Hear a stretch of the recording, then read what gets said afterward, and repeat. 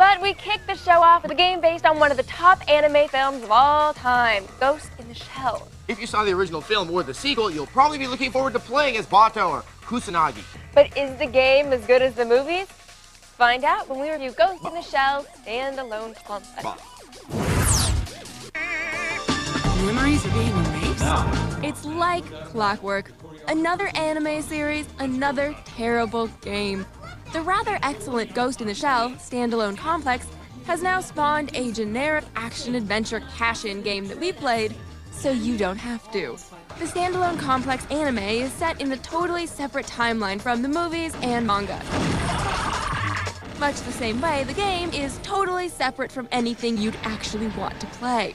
In a far-flung future where cybernetic body parts are as common as nose rings in a Hot Topic, Motoko Kusanagi and her partner Bato are the spearhead of Section 9, an elite SWAT-like group of cyber cops.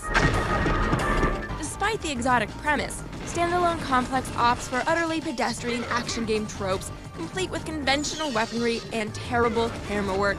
Oh, Ghost in the Shell, why you gotta make me hit you? How about a little gratitude, lady? How about some originality, Bato?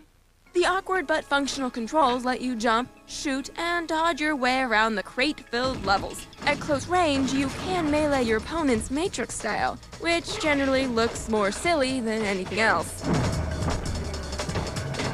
After level 1, you've seen it all.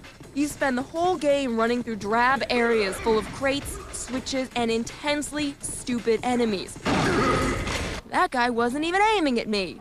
To mix it up a bit, you occasionally run into one-hit kill snipers, because nothing's as much fun as instant death.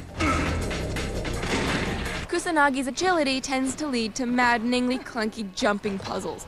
Most of the difficulty here comes from the game's refusal to show you what's happening. For a real treat, most Kusanagi levels serve up a one false move and you're dead jumping sequence. Challenge is great, but making a precise jump in Standalone Complex is about as common as Yui Bull making a good movie. Also, why does falling off a platform kill her here? But at the beginning of the game, she jumps out of a helicopter without a parachute. Consistency is all I ask.